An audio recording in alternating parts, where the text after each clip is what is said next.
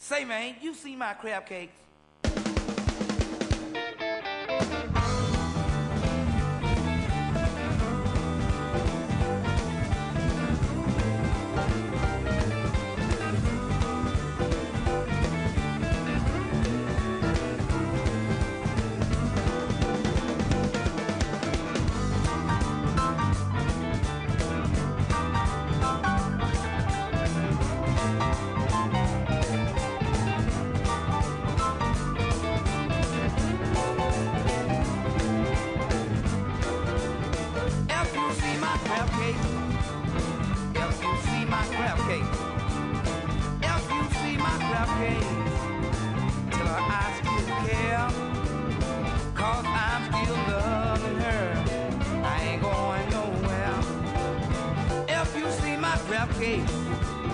Till I'm all alone.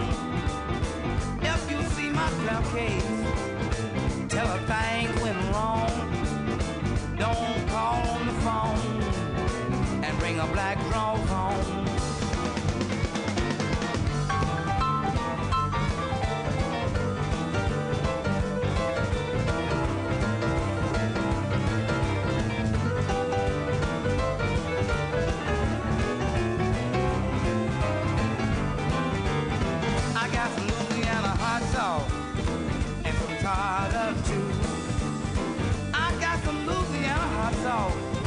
A little tartar too. Come on, little girl, tell me what you want to do. Them Maryland crab cakes are the best in town. Them Maryland crab cakes are the best in town. So come on, baby, let's get Louisiana down. If you see my crab cake, have you seen my crab cake? If you see my crab cake, tell I'm all alone. Tell her I still love her, and when she come back home.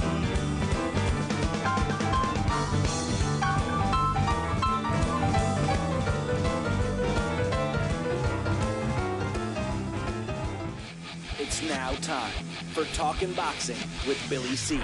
It began as a podcast, went live on the net, and transformed into a full-blown empire. Across the web, on Fight Now TV, and on radio stations around the world.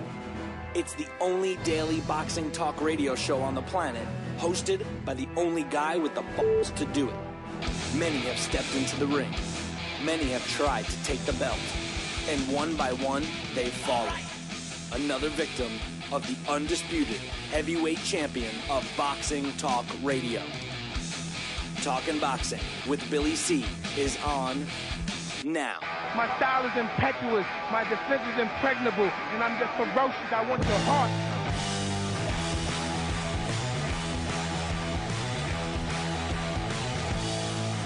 And we're coming to you live from the Billy C studio in Lake George, New York. I'm Bill Caligiero. Time for Talking Boxing with Billy C. Good morning, good day, good evening, whenever you're listening or viewing, especially if you're rewatching the show on LDL TV. Give a shout out to my man John and the rest of the crew, Kenny and Big JJ. Can't just call him JJ anymore. I've got to call him Big JJ. You know, but got to hang out with those guys this week, and I'll get to that a little later. Don't forget the show's being brought to you in part by Cat's Nationwide Luxury Transportation Service. If you're looking for a limo and you're someplace in the U.S. or Canada, give my girl Cat a call, 202-351-7496. That's 202-351-7496. The show's also being brought to you in part by Campanaro and Tomkovich. That's right, if you're looking for a lawyer, use the ones that keep my ass out of trouble. That's Campanaro and Tomkovich, 845-221-4099. 845-221-4099. Let Campanaro and Tomkovich knock out your legal problem. 845-221-4099. My friends over at the Halftime Bar and Grill, Route 9, South Glens Falls. Give them a call, 518-792-4869. If you like wings, and especially hot sauce, you got to try the Billy C hot sauce. You can get it there. Halftime Bar and Grill, 518-792-4869. And, of course, the Whitehall Athletic Club. Check it out. www.whitehallathleticlub.com. Don't forget about our shows coming up. Speaking of Whitehall Athletic Club, that's the next one, August 24th. Get your tickets now. It will be streamed live for free on LDL TV. That's right, LDLTV.com. WhitehallathleticClub.com for the information about getting tickets to the War in Whitehall. That's right. Female World Championship. Chevelle Halbach is going up against Victoria Cisneros for the WIBA World Junior Welterweight title. That's happening August 24th. Get your tickets now. September 7th, we will be in Tampa, beautiful Tampa, Florida, for a Alessi Promotions event. Check out the website for that, www.BillyCBoxing.com. Click the poster. And then on September 8th and the 15th, we'll be doing post-fight shows immediately following the big events on both those dates. Like, for example, September 8th, the big fight, Andre Ward against Chad Dawson. September 15th, a couple of good fights right up the street from each other, of course. Chavez Jr., that's Julio Cesar Chavez Jr. against Sergio Martinez. That'll be a pay-per-view on September 15th. And then right up the street, we got the Showtime broadcast going on between Saul Alvarez and Josito Lopez. We'll be broadcasting live from the Fight Now studio in Las Vegas for that. So we're looking forward to that. Anyway, as usual, we like to read some emails. And, we didn't have a show on Friday, right? Yeah, no, we didn't have a show on Friday. But I'm going to start off. I'm going to read you a couple, right? I give everybody their time, right? I give everybody their time.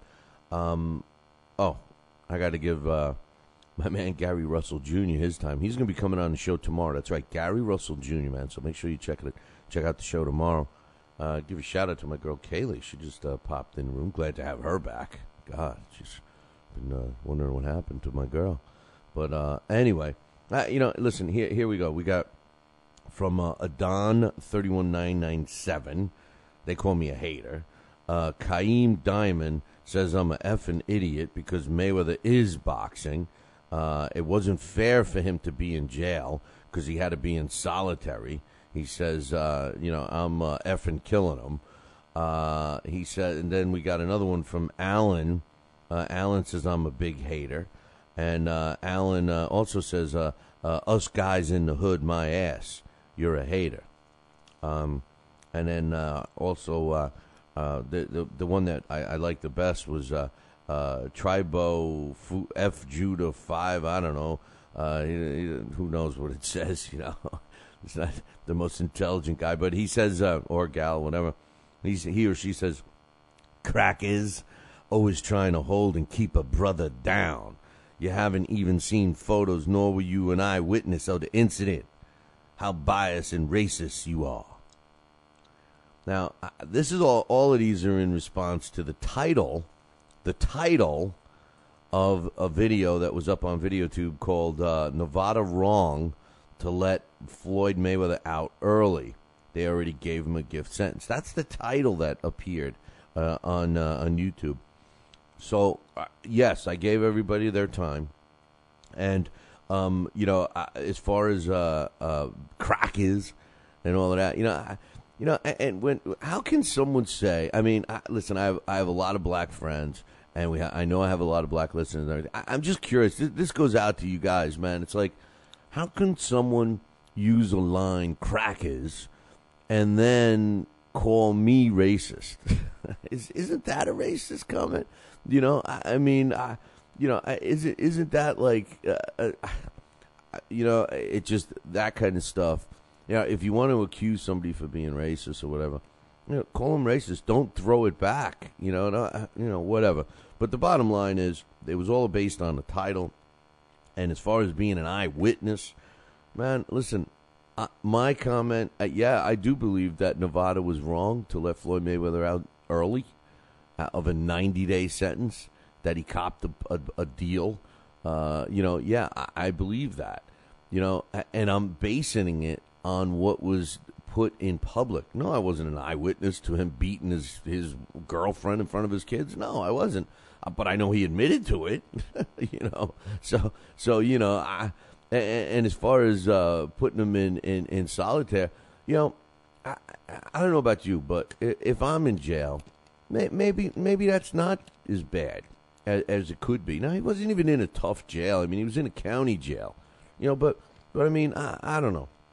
I don't know. Listen, my opinion is they let him out too early. End of story. It's over. You know, it's over. You know, I mean, they're not going to put him back in. He did his time. It's over. Now, if he keeps his nose clean, he's never going to go back. End of story. Now, this one probably was being negative towards me, but I agree with him, so I'm going to say it. This one from Tony West Speaks. Tony West Speaks says, TMT Promotions, the future of boxing, biatch. Yeah. Well, apparently, if you ever listen to our show, if you ever listen to it or watch it or whatever the hell you do, or you don't, you know, aside from just reading the title that came up in your search, I agree with that. And I said it many times last week, and I said it all weekend while I was in one of the worst places on the planet. I agree with you. The show started off a little late today, but we got some time restraints in terms of commercials, so I'm going to take a break here in a second. But my man, we're calling him the Green Frog, or the Frog Green. I don't know. He's the Irish guy. You know, said keep an eye on our team, and some of you guys laughed.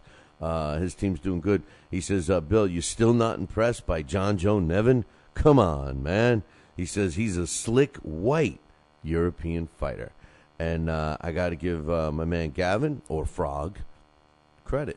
He's right. He's looking good. So's the rest of the Irish team. You know, I haven't followed the Olympics as much as I should. I got to watch the Italian win last night, so I was happy about that. But we'll see, man. We're going to talk a little more about the Olympics, and we have another comment here coming up next. But, for the most part, it's been interesting. We talked a lot. My man Cesar Hernandez, which I'm going to talk about him a little bit later in the show. He's been a listener to the show for a long time, and I got to meet him ringside the other night. And then after we meet each other, I was like, hey, oh, by the way, I need a color guy. You want to hop in? Because that was just the begin. That was just Cesar turned out to be one of the bright spots in Atlanta, Georgia for me over the weekend. But I'll get to that in a second. I got to take a break. I'll be right back. If you're in upstate New York and you need a trucking company, then you need Rosselli Enterprises. Rosselli Enterprises is trucking at its finest. They have it all. Dump trucks, dump trailers, walk-in floors, flatbeds, flowboys, tankers, loaders, and a full line of roll-off containers for any job, big or small. Rosselli Enterprises is also the source for all your sand, gravel, and topsoil needs. Visit them on the web at RosselliTrucking.com or call 315-433-5115. That's 315-433-5115 and tell them Billy C sent you. Are you ready, America? Then let's get it on with Fight Now TV. It's time, fight fans. Your channel has arrived. All the fights, all the names, all the action. From world-class boxing events to mixed martial arts showdowns and other combat sports matchups, Fight Now TV delivers the hits and more. Call your television provider and tell them you want to get it on with Fight Now TV. For more details, go to fightnow.com.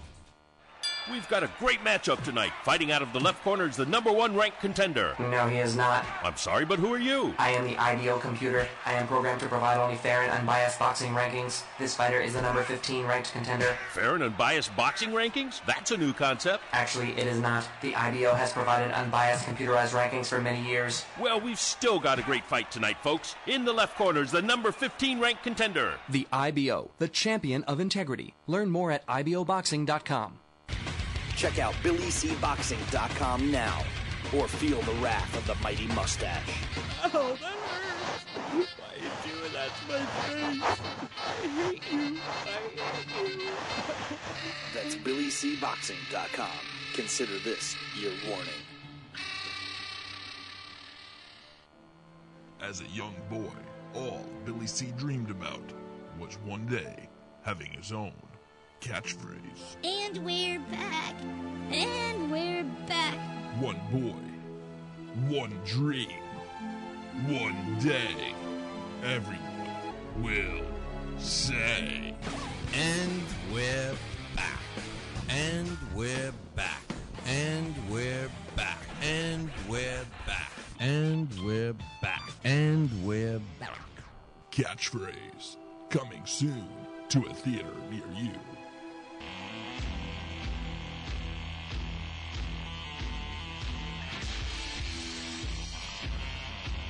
And we're back. You're listening to the Talking Boxing with Billy C show. Sitting here wishing I took that Evelyn Wood speed reading course with all the comments in the chat room, trying to read everybody's. At least they're having some fun in there.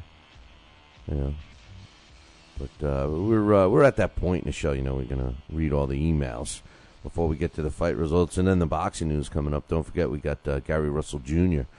Scheduled to join us tomorrow. So I'm looking forward to chatting with him. That's for sure. He's a bright spot in the sport today.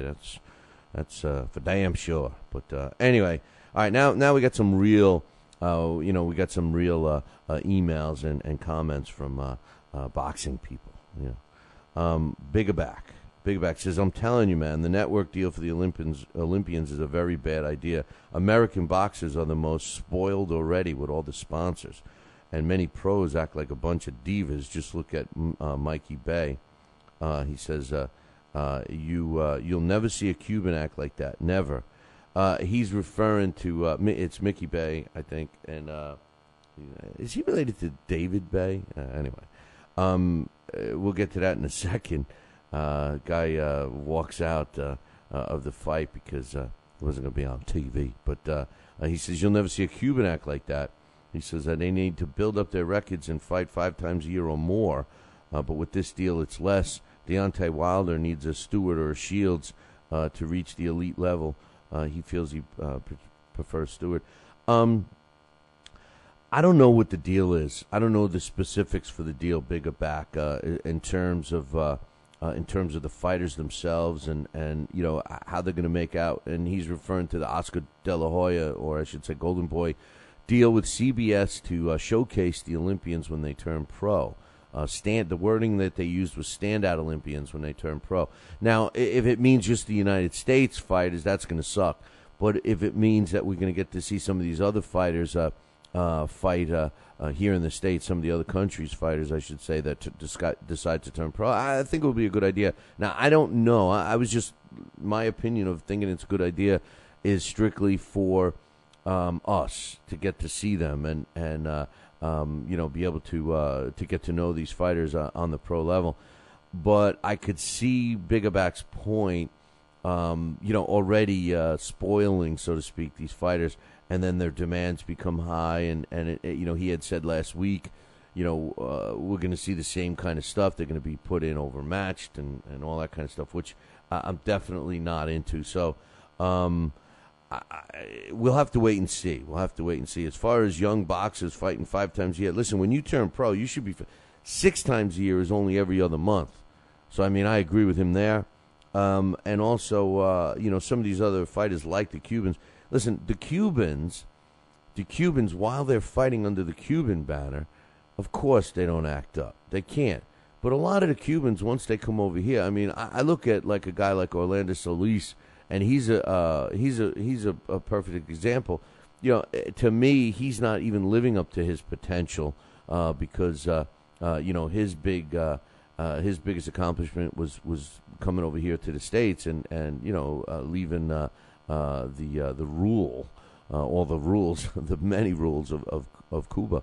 So I mean, I think that's a negative with the Cuban fighters, not their talent, but that their drive and desire may be wrong. You know, I heard many accounts of even one of my favorite Cuban fighters in Yuriorkis Gamboa that you know, he doesn't like to run. You know, somebody's got to get him up and handhold him and drive him to the place. You know, I mean, he won't just run on his own. You know, and that sucks. You know, so I don't know. As far as Deontay Wilder, you know, I don't know who he's even training him. I'm not going to comment on him, what he needs, because I think the first thing he needs is to fight somebody. Yes, he fought what I called last week his first real opponent in Curtis Manswell and blew him out. We'll get to that a little later.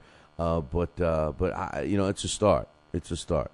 So maybe now they'll start stepping up his level of opposition. So thanks for the email, Bigger Back. My man Alex T. Wanted to know first and foremost if there was an online obituary for David Allen, and there was glove to glove.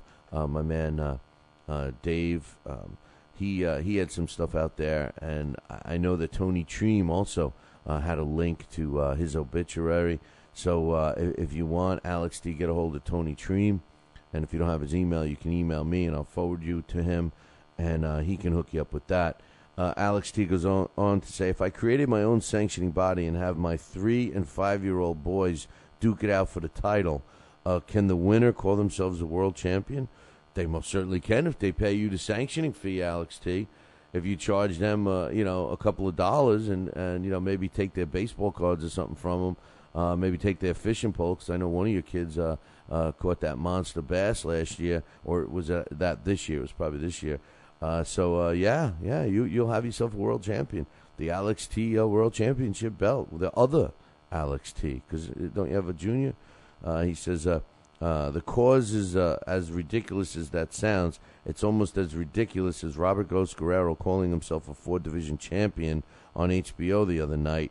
This is why I don't pay attention to any of the belts. It has been diluted.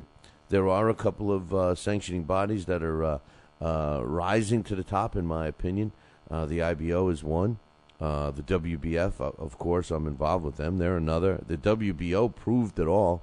They were disregarded by many for years. When they hit the scene in the 80s, nobody even recognized them as a world title. Now, as far as my opinion, I have them the top 5, which are in there right now. I have the WBO 1. I have the IBO number 2. I have the IBF reluctantly at number 3 because of the other 2 that are left. Number 4, I got WBC at number 4. And the number 5, going from top to bottom here, number 5 would be the WBA. I mean, they're just the worst, So, I mean, I have the WBO and the IBO as number 1 and 2. And, 10 years ago, nobody even gave... or even 20 years ago, nobody even gave the WBO any credit. 10 years ago, nobody gave the IBO any credit. Now you look at both of them and take a look at who their champions are, and you could argue that they may have the best champions, with the exception of a handful of some of the others.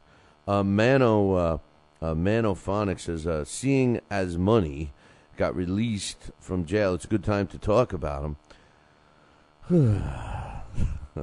I think we can safely say he's probably won't be fighting Manny or Martinez for 2 different reasons. So it's left to any combination of B-level by Mayweather standards. Okay, I'm glad he put that in. B-level opponents, as far as Mayweather's concerned, he says, before he calls it a day, he thinks that Canelo and Bradley are the 2 most competitive. He says it won't be... so it won't be them. Oh, he thinks that the 2 competitive fights would be Saul Alvarez and Timothy Bradley, so he's ruling them out for Floyd Mayweather. He says a Cotto rematch, Robert the Ghost Guerrero, Berto, or Garcia will be in the pool that he picks from. He says harsh, but probably true. I can't argue with you, man.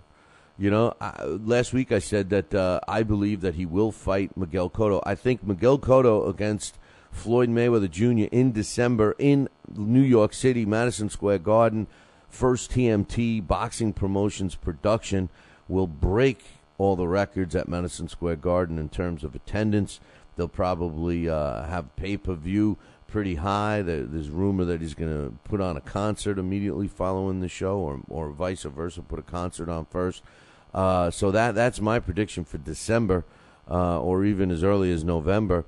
Then I think that early next year he will fight Robert the Ghost Guerrero, and then call it a day. End his career with 2 more victories. Number one, nobody's going to complain about those victories because there's somewhat of a demand for both those fighters. I also like the other two that you put on your list as in terms of Berto and Danny Garcia. Now, Berto, we know, signed with TMT, so that's a possibility once the steroid stuff gets cleaned up. And as far as Danny Garcia goes, well, all of a sudden he's at the top of the list in terms of in terms of welterweight division. So, I agree with you. And as far as Saul, Alvarez and Timothy Bradley's not a tough fight for Floyd.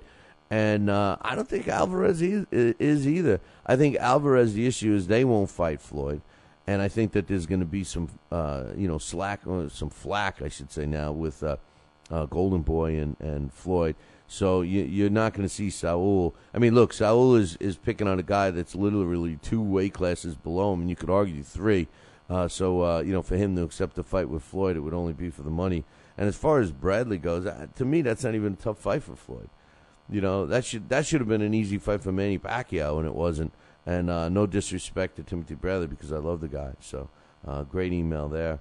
Mano has got another one. He says, and this is a good question that we're going to have here, and then we'll take a break and I'll respond. He says, have you ever known the middleweight division to be as weak as it is now? Chavez Jr. is yet to be tested. Giel and Sturm are not great. And with all due respect, only Martinez is a 5-star talent. Hopkins isn't everybody's cup of tea, but since he left, things have gone from bad to worse. There have been some fun fights, but the quality level has fallen away. Hold that thought. Great question, and I'll give you my thoughts in about 2. Are you ready, America? Then let's get it on with Fight Now TV. It's time, fight fans. Your channel has arrived. All the fights, all the names, all the action. From world-class boxing events to mixed martial arts showdowns and other combat sports matchups, Fight Now TV delivers the hits and more. Call your television provider and tell them you want to get it on with Fight Now TV. For more details, go to fightnow.com. Broadcasting in all corners of the globe, on the web and radio. He would scoff at a stretch of that man, I would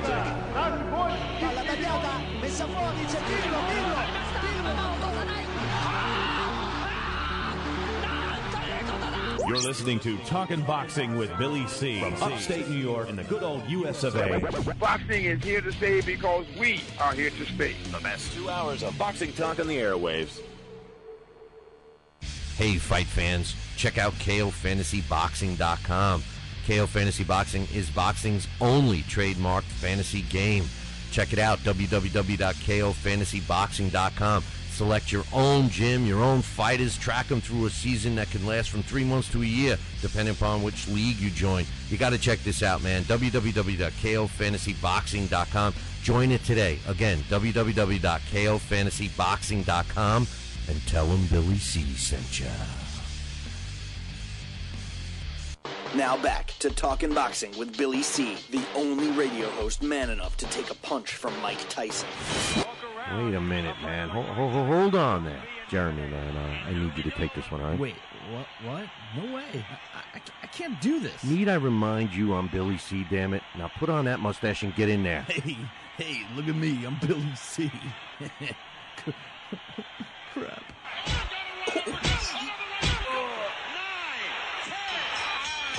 The undisputed heavyweight champion of Boxing Talk Radio. It's Talkin' Boxing with Billy C. Test 1 2. Test 1 2. My fellow Americans, good evening. Welcome back to Talkin' Boxing with Billy C. It's great to be here discussing the sweet science with everybody. I love boxing. I love talking boxing. It's what I do. Bill. Oh, wait, what? Bill. Why are you interrupting me? What? Wrong. What's wrong, the problem? Billy What? C. I did not have... We're gonna have to ask wrong you. speech. What do you mean wrong, Billy C? What's going on here? Fine, I'll go. I just wanted to talk some boxing on TPSradio.net. That's all I wanted to do. I don't need your damn show. I'll get my own talking wrestling with the other Billy C. Yeah, that sounds good. Yeah, I've always been a Hulkamaniac anyway. Broadcasting live, brother. Welcome back to Talking Boxing with Billy C. on the mighty TPSradio.net, brother. What you gonna do, brother?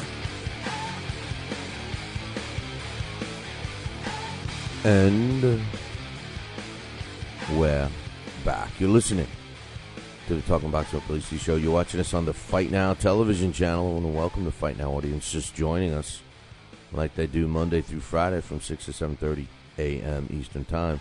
If you don't have Fight Now on your sports channel lineup, you need to pick up the phone and call your cable provider or your satellite dish provider.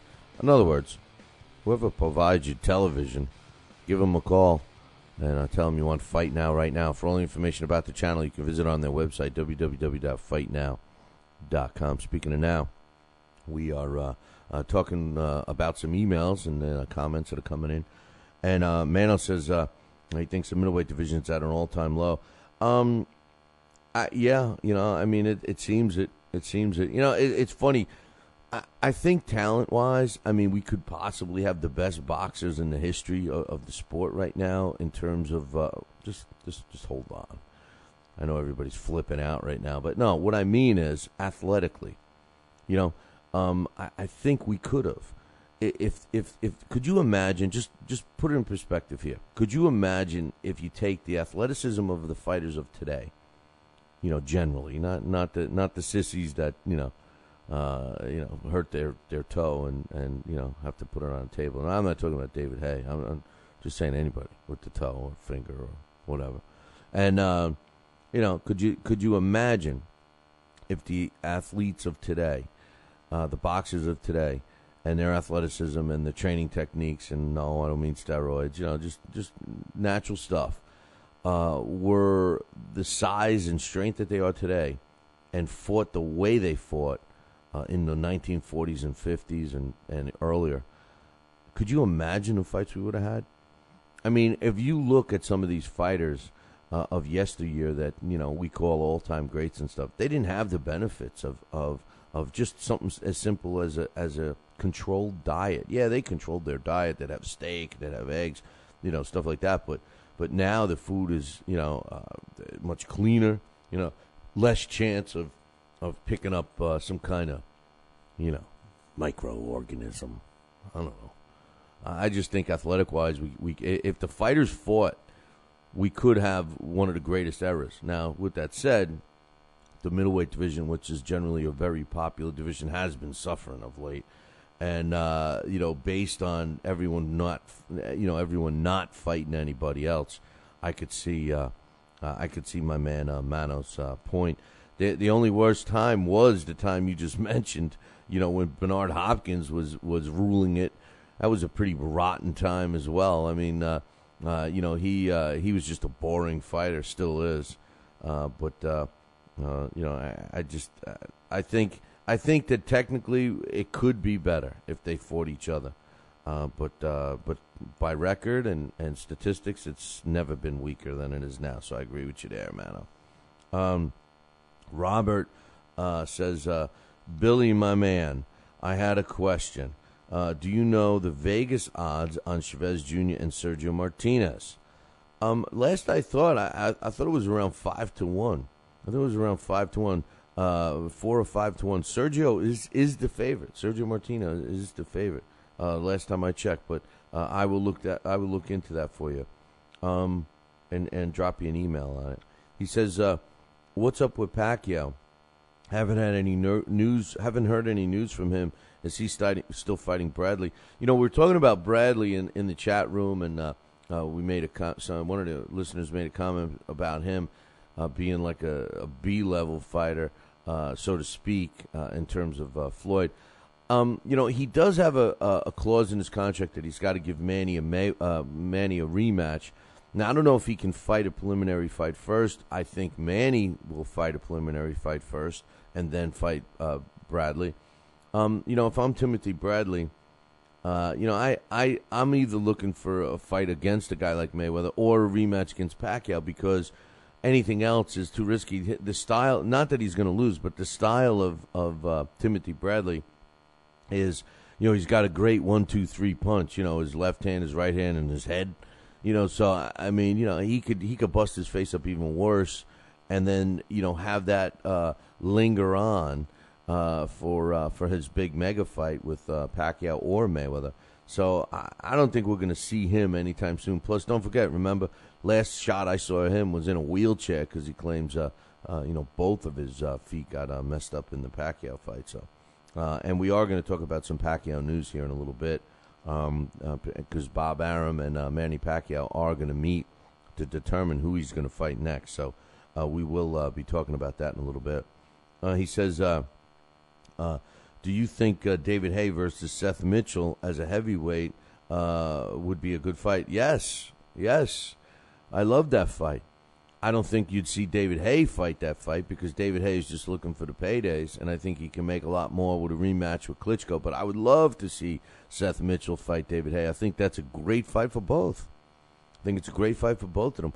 David Haye would probably run. Now he didn't run from Chisora. Now, if he fought that style against Seth Mitchell will knock him into next week.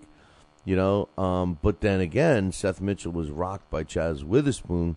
And remember something, although I've made it pretty obvious I'm not a big David Haye fan, the man's got some speed, he's got some great footwork, and he's got freakish power. There's no question about that. He's got freakish power. So if Chaz Witherspoon put Seth Mitchell in all kinds of trouble, David Haye could definitely finish him off. The problem is David Haye would get, the question is, would David Haye get knocked out from Seth Mitchell before he was able to unleash his own attack? So great email there from my man Robert something. My man Hawk says, Billy, I love your show. I always give you a thumbs up if you watch it, if he watches it. He's talking about YouTube. When people watch YouTube, you got to give a thumbs up or a thumbs down, I guess. He says many YouTubers won't watch your show because it's too long. I know, and that's the reason why. Listen, we're not on YouTube for those guys because those guys aren't. They don't get it. They're not the most. The YouTube people that go to YouTube just to watch Johnny stabs himself with a fork in his eye. Those guys, they just want to see a 3 to 5 minute video. They want to see the idiot riding a bicycle down a cliff. They want to see the cam in the auto when the car crashes. They want to see that stuff. So I'm cool with that. Go ahead, go search for that. So some of us people, the boxing people, we want to see the clips and the video of old time fights that are up there. That's great, man. So you got two different kinds of people. But our show, it says right there that it's 2 hours. So anybody that clicks it should know that it's 2 hours. And if they're gonna click it because of the title and then give it a thumbs down because they can't get past the intro because the intro is a couple of minutes on itself. Then I don't even want those listeners. But apparently, we got well over 75,000 since we started, and most of them stick around. So it's not that bad. He suggests that we break it up into shorter segments. We will eventually do that, but our focus really isn't with YouTube. Honestly, although I like all the YouTube viewers, our focus, of course, is the Fight Now channel. And the radio dial, and of course the premium podcast subscribers. So we're going to be putting the show is going to be taking a different path over the next few months. So a lot of things are going to be put in perspective. Either we're going to continue on with the show or we're not. So a lot of things are going through my mind lately, and unless it's feasible for us, it's not even worth the hassle anymore. So. We'll have to wait and see about that. Plus you got to get support. You got to get support from listeners and viewers and sponsors and everything else. So we'll see what happens. He says, but that is what it is. He says, I skip through the ads and the parts that don't interest me, to be honest. That's cool. That's one good thing of having being a podcast subscriber or if you're going to watch a replay, you can fast forward it or whatever. He says, I'm not real impressed with Robert Guerrero. I think he should be at 140. He can't punch. I think many people overrate Floyd, and people are overrating Rob Guerrero also.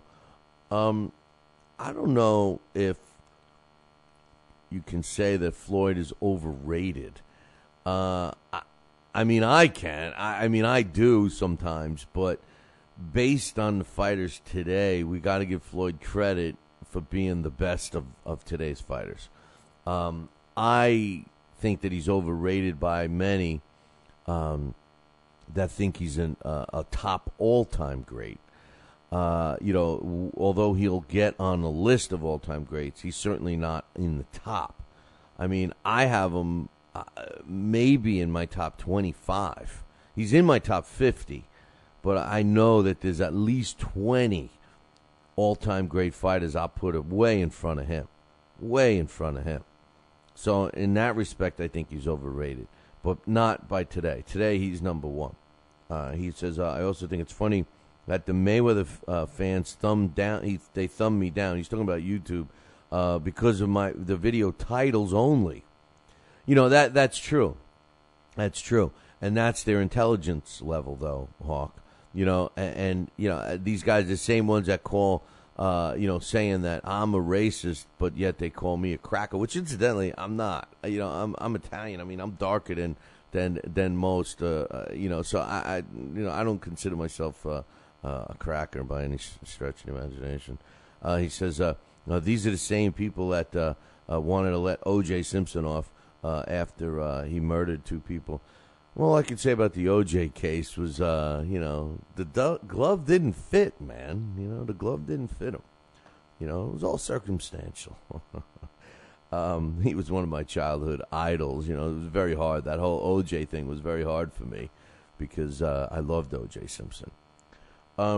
He says, oh, God, listen to what I'm about to read. And of all people who's in the chat room to listen to this, it's just nauseating. Lennox Lewis could be a top 5 heavyweight. Oh, my God. I just realized that Hawk Mustang is Dax Khan. He says at least top 10 in his prime, I think. He says, I think a prime Lennox Lewis would probably beat more popular heavyweight champions that are often ranked higher than him. Lennox was a big, strong boxer that fought smart and would give most boxers fits. I was pretty certain that Lennox Lewis was going to school Tyson, but everyone disagreed. Now, first of all, Lennox Lewis was boring, just like the Klitschko's. All right? Yes, he changed the heavyweight division. He changed the complexion. And I would have bet, and I hated that Mike Tyson lost to him, of all people, but I'm convinced that if he would have fought before he went to jail, there's no way in hell Tyson would have lost to Lennox Lewis. But thanks for the email. And we got one more, and then we're going to get into some stuff. I can't wait to tell you guys about the Georgia experience. This one's from my man Bazooka Ike. He says, Billy C., a.k.a. the Italian meatball. Where did that come from? Well, you've been talking to my friend John or what, man? Come on. He says, yes, we have airports here in the Midwest. Oh, I was wondering about that with the running water. He says, but the problem is I have to hitch up the horses to the wagon for the long trip into town. Too much work involved. And all of that, but now that you've been bashing me, I'm bashing you, you're bashing me. What do you think? He says, I'm going to do it. I'm coming to New York to watch the Tyson Broadway show and knock out some balding, portly Italian loudmouth. He's talking about me, man. He says, just kidding, Billy. I don't want to soften you up before you fight Jim Gray. I'm just glad that they do have an airport, and my man Bazooka Ike does have a team of horses to get him there. But I guess he's got to stop by the stream to fill up his canteens with water, because I don't know, I'm not so sure they have one of those things that's called a faucet, and you turn the knob and water actually comes out. It comes out. You don't have to pump. You don't have to dig that well. You don't have to put your head down and drink out of the stream. So good stuff, man. Thanks for all the emails from everybody. I love that part of the show. It's my favorite part. And I even like reading the ones from the haters. I know the guys in the chat room are like, don't even waste your time. Why?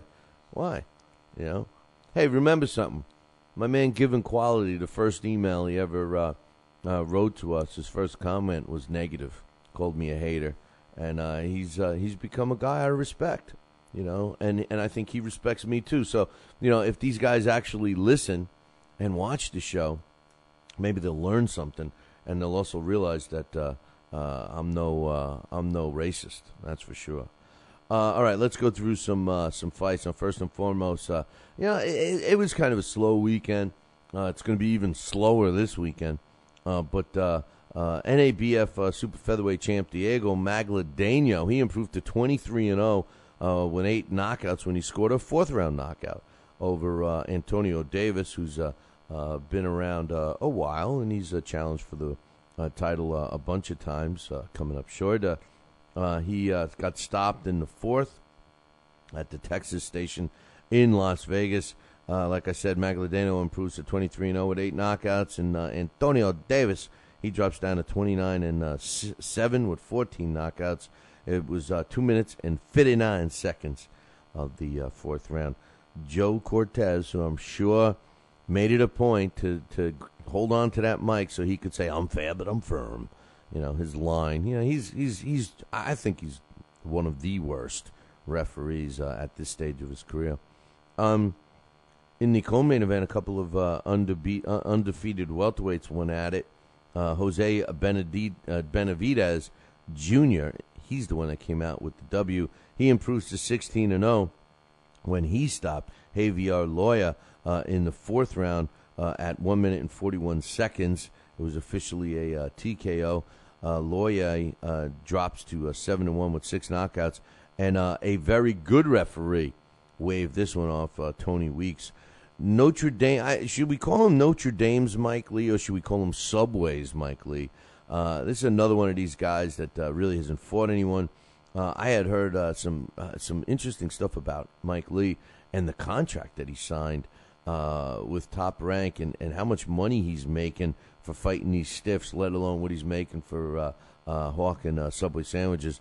Mike Lee improved to 10-0 with 6 knockouts when he stopped Tyler Seaver, who dropped to 13-12 in the 2nd round.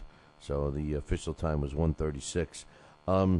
Giovanni Santillan improved to 4-0 with 3 knockouts when he won a 4-round decision over Joaquin Chavez.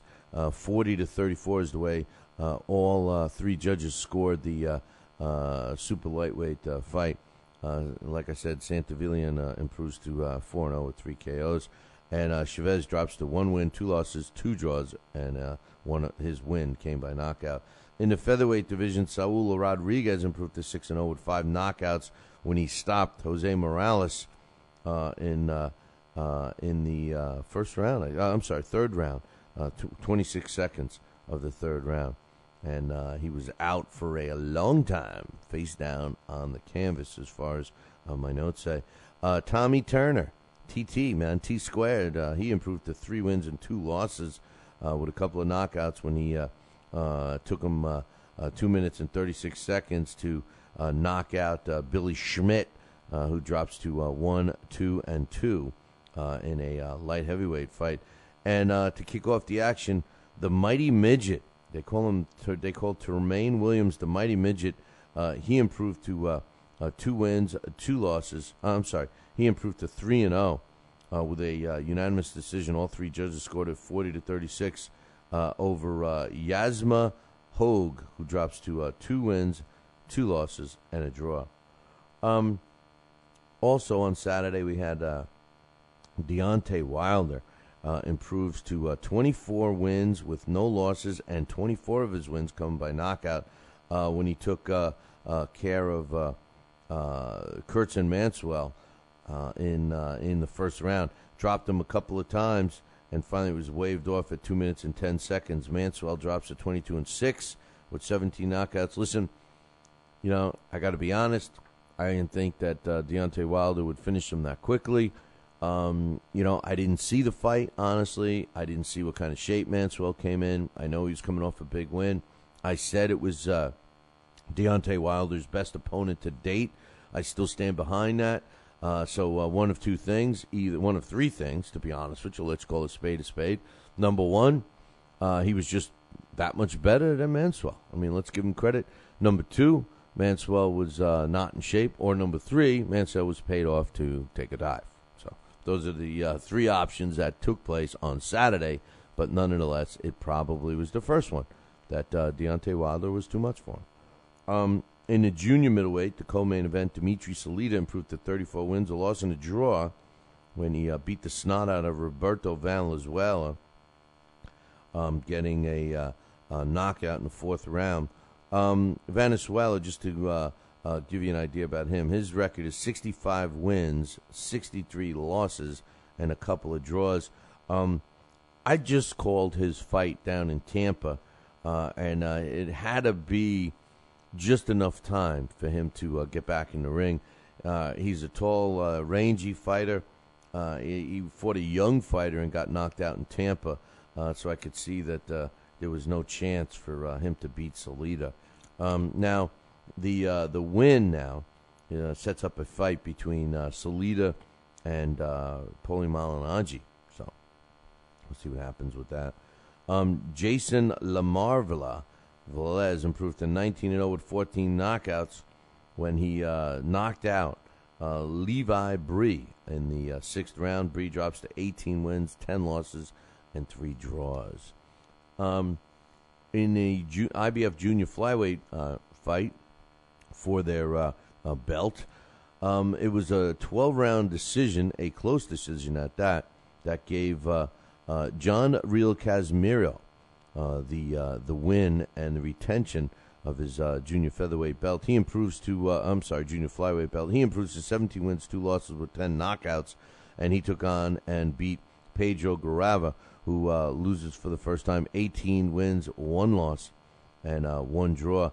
The way the judges saw it was Casimiro had 2 judges scoring it for him, 116-111 and 114-113, and the third judge had it on the other side, 114-113. So, Arturo Santos improved to 12-2 when he took a unanimous decision over Kabir Suleimanov, and that got him the vacant WBF Super Bantamweight title. Suleimanov took the early rounds in that fight, but got a severe cut.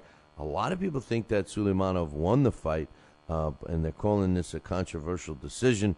But all 3 judges kind of saw it the same way, 116-110 in favor of Arturo Santos. Again, I'm going to make a point here about the World Boxing Federation. This is why they're rising. I mean, look at these 2 fighters. Not that, listen, a lot of the fighters, a lot of people would look at these 2 young fighters and say, what are they fighting for world title fights for? Well, this is the type of fighters that the WBF is looking for. Quality fighters. It doesn't necessarily have to have O's on their records. And this fight proves it because it was extremely competitive and could have gone either way. So who knows? Maybe we'll see a rematch. And then in the other WBF flyweight fight on that card, the champion in the female ranks in the flyweight, Irma Sanchez, she improved to 24 wins, 5 losses, and a draw, retaining her title over Sharon Gaines, who dropped to 11-14. So that was that.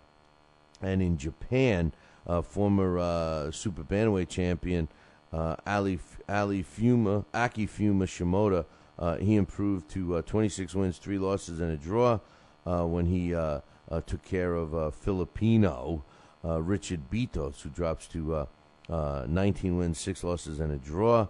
He hit the canvas. Bitos hit the canvas not once, not twice, but 3 times, but finished on his feet. The decision came as follows. All 3 judges scored it on one side the same, but the other side was different on all 3. It was weird. I've never seen 3 judges score a fight like this. One judge had it 100-86. The other judge had it 100-87, and the other judge had it to 100-88. So apparently we had a couple of discrepancies of 10-8 rounds and maybe even a 10-7. I don't know. Also on that card, we had a I don't have the time, so I'm not going to say it.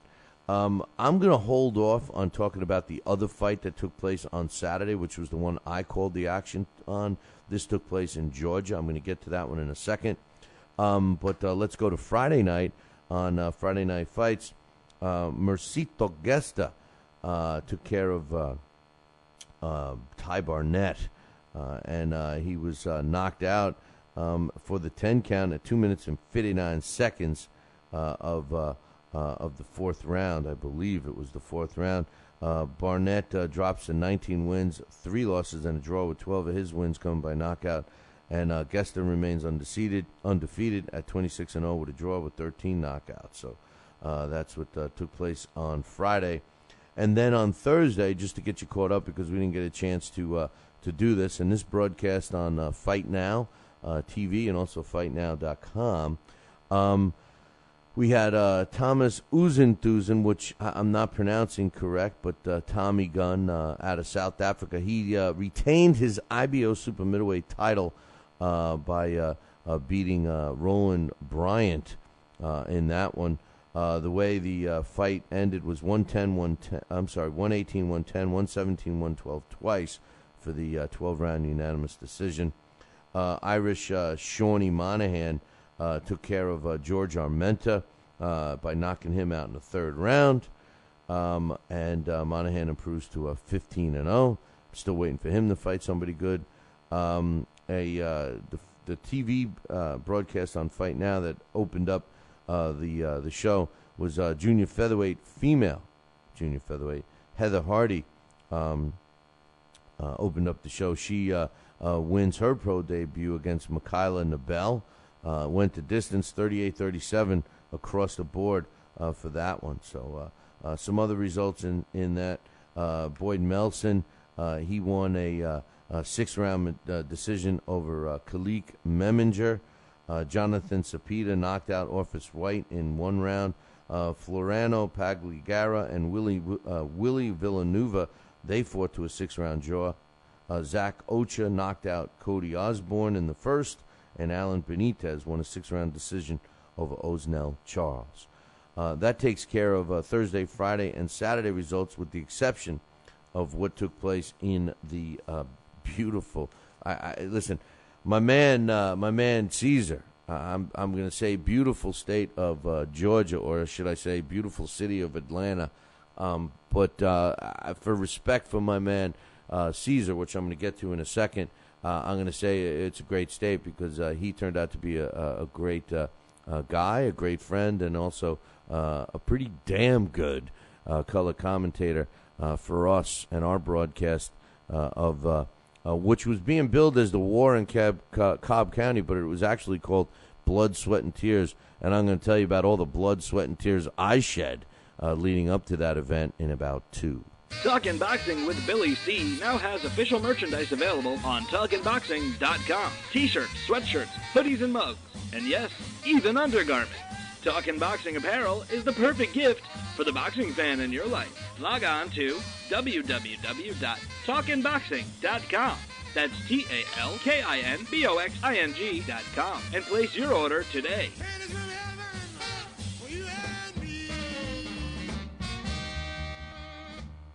Join us here for 2 hours as Billy and the gang do what they do best. Every time I start talking about boxing, a white man got to pull Rocky Marciano out their ass. Rocky Marciano was good, but compared to Joe Louis, Rocky Marciano ain't. Hit Joe Louis's ass. Joe Louis was 75 years old when he fought. Huh? What? We're supposed to be talking boxing. It's Talking Boxing with Billy C. As Billy C. sits here in the multi-million-dollar Talkin' Boxing studios, sipping a fine wine before you're even out of bed, you should be thinking, damn, I wish I had a mustache like his. It's the Talkin' Boxing with Billy C. show. He's Billy C., and you're not. Sucks to be you. Now let's dig into our archives and hear a rare interview when Billy C. first became the champion of boxing talk radio. Hello, Billy C. As the new champ, can we ask you a few questions? Why, certainly. Okay, your fans would like to know how you and your corner have successfully walloped the competition. We're not ordinary people. We're morons. Anything else? I'm a victim of circumstance. Did your success finally come when you made the show 5 days a week for 2 hours? What do you think? I'm trying to think, but nothing happens. Now, please tell the listeners what you've learned from making it this far. Certainly. If at first you don't succeed, keep on sucking till you do succeed. Great words of wisdom, Billy C. Keep up the great work as the undisputed People's Champion with your show, Talkin' Boxing with Billy C. Any last words to anyone who's listening? This is your fault, you bonehead.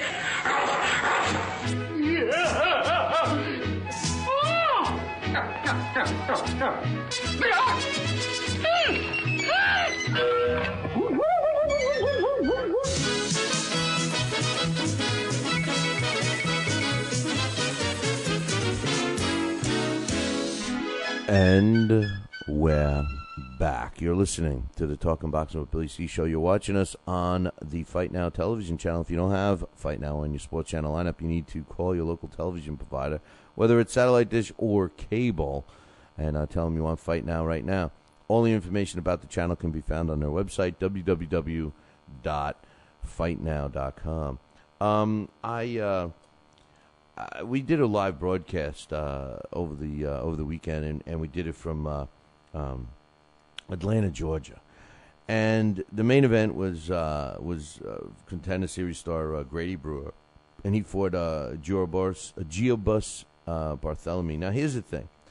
I've been involved in the sport of boxing for a long time, over 26 years, and I thought I saw it all.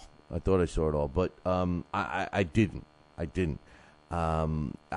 Now I believe I have, and I hope I don't see more than what I went through for the last few days in Georgia. It's like this. When people and I don't understand why boxing seems to be a magnet for wannabes, and I've used that term a lot, wannabes. When it comes to boxing, I want to be a fighter. I want to be a trainer. I want to be a manager. I want to be a promoter. Wannabes. I want to be a person. I want to be a writer. I want to be a radio guy. I mean, boxing attracts all these kinds of people. And I think one of the reasons it does that is because it's kind of easy to get into compared to other sports. If you want to be involved in football, you need to have played football, or you need to have had, gotten some kind of education in football before somebody will even talk to you about football, or let alone get into business. I mean, you're certainly not going to try and be a coach of a football team at any level if you've never played. And even if, let's say you never played, you would have to have been an understudy. I mean, you would have had to have gotten experience someplace. Boxing, you could be a trainer. All you got to do is pay a license fee, and they'll give you a trainer's stamp. You show up at a fight and you say, I'm this guy's second. Next thing you know, you got a second's license, which, for all intent and purposes, makes you a trainer. USA Boxing, all you got to do is fill out the form, and they'll make you a trainer. I mean, there's no test. There's no criteria. It's terrible. It's terrible. Promoters are the same way. If you want to become a promoter, all you got to do is pay for the license, get the bond, do this, do that, take a series of steps, and poof, you're a promoter. Well, we were subjected to a guy that wanted to be a promoter really bad. And, a mistake that a lot of promoters made, and I made the same mistake myself when I did my first show, is, you think you can do it all. You think you can reinvent the wheel, and, you realize that that's not the case. And then you also realize that you're dealing with so many other people, and in addition to, all of the rules and regulations and procedures and all of that, and it could become very overwhelming. Well, that was definitely the case with us. Now, when you do any kind of business in anything, you need to have paper trail and contracts and all this stuff. Well, this promoter had none of that.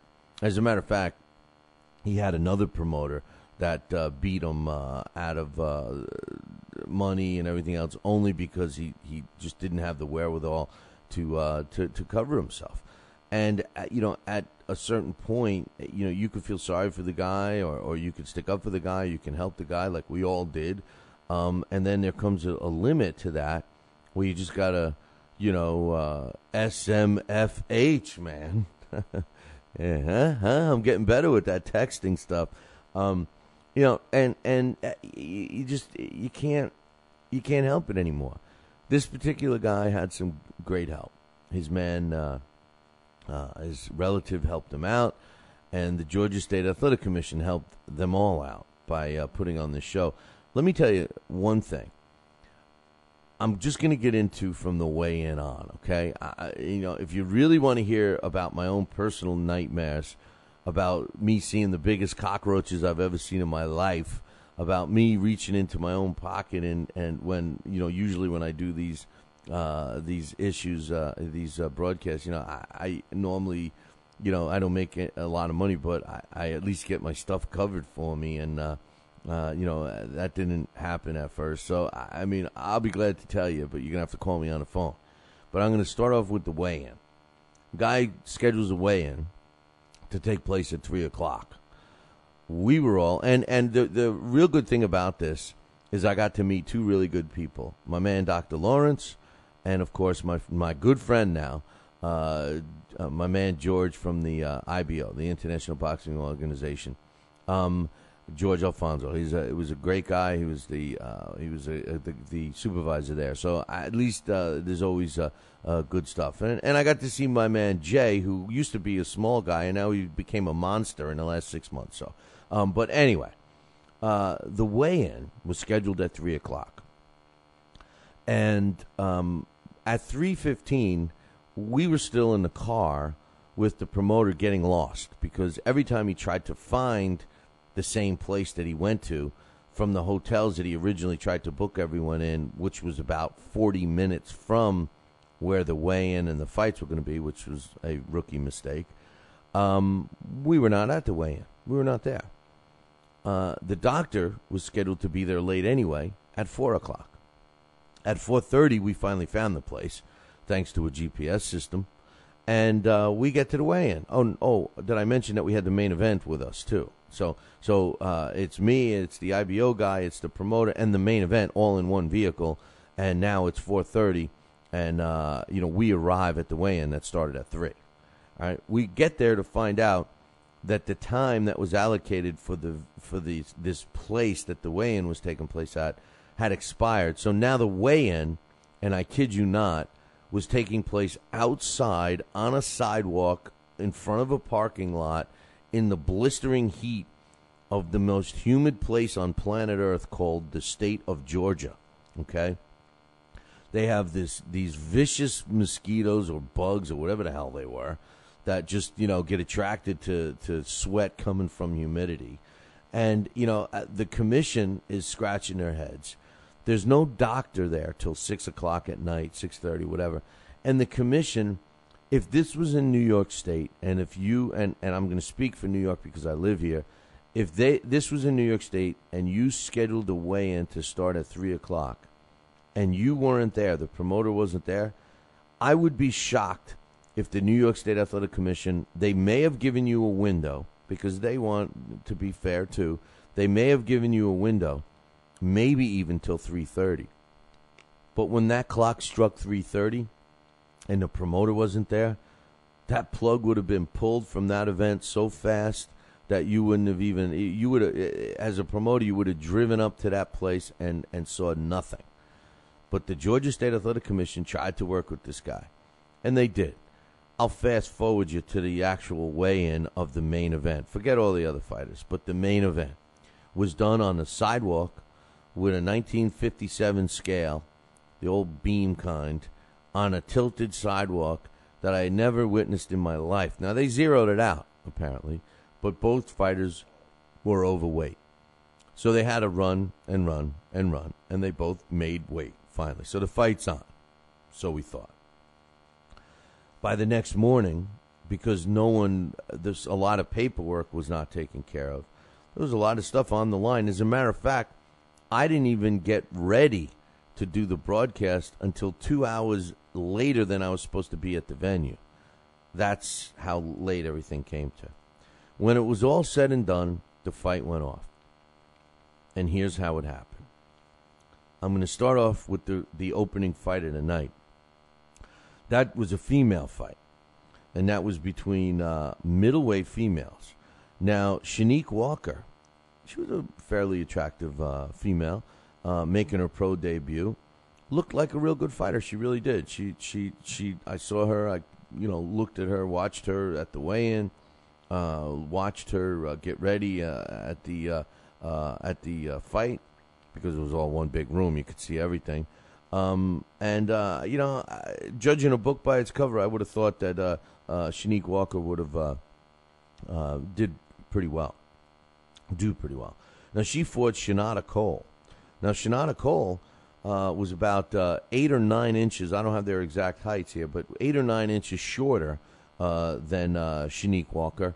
And she was shaped with basically like an egg with arms and feet. Okay, so I said to myself, there's no way that Shanita Cole, shaped like Humpty Dumpty, was going to beat Shanique Walker, who looked like she was in pretty good shape.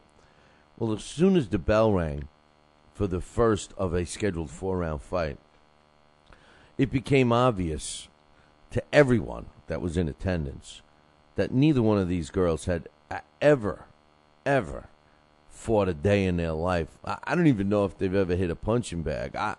It was the most sickening display of lack of boxing ability that I have ever seen in my life from any level. I mean, I've seen two kids fight in a street better than these two fought.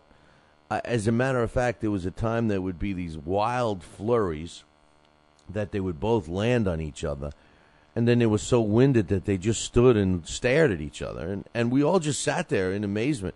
If you get a chance, watch the broadcast, LDL TV, check it out. It was just it was terrible. When the smoke cleared and they finally got because they went the distance, and I'm shocked that they didn't disqualify both fighters for lack of fighting at the professional level. And I hope somebody makes a note of that on their box recs. On their fight faxes. But in the end, Shanita Cole, the one that had the physique of Humpty Dumpty, won a decision, 40-36. All three judges scored it for her. And you know what? She deserved it. She landed the harder punches, and she deserved it. Now, the next fight was another female bout in the middleweight division, and it put up a girl named Mia Henderson, who went into the fight 0-1, I believe, against Marcela Corniejo. Now, Marcela Corniejo was making her pro debut. Now, she fights out of Las Vegas, and she had, thanks to Cesar Hernandez, who ended up doing the color with me, he found out that she had been working at the Freddie Roach's Wildcard Gym in California, and also a couple of top-ranked gyms in Las Vegas. And this was a very hot-looking prospect in more ways than one. Number one, she was extremely beautiful young woman and very marketable, in my opinion. Now, Mia Henderson was also a very in-shape female fighter. There's no question about it. Both of these fighters came to fight. But what was even more exciting to watch with Marcela Cornejo was the fact that this girl shows me so much promise. And I'm telling you right now, you mark this down on this day, August 6th in 2012, that I'm predicting that Marcela Cornejo will become a female world champion. There is no question about it. I have not seen someone as fluent as her making her pro debut with, by the way, 2 amateur fights. 2. That's it. in my life. She has footwork that reminded me, and Cesar Hernandez thought she looked like Lucia Riker. I thought she looked like Layla Ali. I think if you combine the talents of both of those fighters, that's what you're going to see with Cornejo. And I believe that this is a future champion. It was a very close fight. I happen to have scored it a draw, but Cornejo won where it counted, and that's the official judges. She won a 4-round majority decision to give her a victory in her pro debut. Now, I've reached out to her and her team, and I'm trying to get her on this show. I'm telling you right now, I know a lot of people don't follow female boxing, but this is a girl to watch. She will be a world champion, I guarantee it. The next fight that came on was James Jenkins against Billy Cunningham. Now, this was a cruiserweight fight. Now, both of these fighters normally fight at light heavyweight, and James Jenkins was in top physical condition, and Billy Cunningham, well, he wasn't. He had, his boobs looked bigger than Dolly Parton's, but nonetheless, it was an exciting 4-round fight that ended in a majority draw, which was justified. I actually thought that Cunningham might have squeaked that one out, but it turned out to be a draw, which was okay with me. The fourth fight of the evening was Breon Smiley against Marcus Don Hall. Now, Breon Smiley, and this was in the light heavyweight division, Breon Smiley had brought a slew of people with him, and what I liked about his fan base was that there were a lot of little kids holding up signs and stuff, and I just absolutely love that when I see little kids at fights because it gives me a reason to believe that we have a future in the boxing business, and I was happy to see it. Now, here's my problem with Smiley. Smiley thinks he's Floyd Mayweather, and he has no talent like Floyd Mayweather. None. Absolutely none. He was trying to incorporate Floyd Mayweather's defensive style, which he just doesn't understand how it works. The guy had no defense. He was sticking his shoulder in there, but every time Marcus Don Hall punched him, he landed. So Smiley landed a lot of punches. He liked to observe his own work. He was in top physical condition as a weightlifter, but not as a fighter. And when the smoke cleared in that fight, it was a very close one. I thought Smiley won it easy. I thought he did enough to win, but the judges had him struggling to win, and they awarded him a split decision win for him to improve in, I think, 10-1 was his final record. Let's go to the main event. The main event was for the International Boxing Organization's Intercontinental Junior Middleweight title. Now, there were some important things on the line here. Number one, the winner of this fight could be eligible for a immediate shot at the IBO's World Junior Middleweight title, and that's held by a fighter in Russia. Now, I sat down and chatted with my new friend George Alonso from the IBO, and he told me that the way the IBO works is that he could be. He's not a mandatory, but he could be a world title challenger, the winner of this fight. However, if they win this belt and then win 3 subsequent title defenses of the Intercontinental belt, they automatically become the mandatory. So there's a good chance that the winner of this fight gets a shot at the world belt. Now, here's the way the fight unfolds, and I'll tell you real quick. Both fighters were coming off of losses, but previous to that, they both had huge wins. In Grady Brewer, he had knocked out Fernando Guerrero in the 4th round. We all know who Fernando Guerrero was. Highly touted fighter on his way up, was knocked out on ESPN, and that catapulted Grady Brewer to this opportunity. Now, Giorbis Barthélemy, he knocked out Derek Innes in 2 rounds, and then he lost his next fight, and that catapulted him into this opportunity. Now, these 2 fighters, I told you they both struggled a little bit making weight. The 2 teams really genuinely didn't like each other, although I've never met a more dignified and respectful team as Grady Brewer's team as I got to meet them over the weekend. So I'll get to the fight. Now, Grady told me, and he told me I was able to quote him, that he was guaranteeing a knockout. He was guaranteeing a knockout in this fight.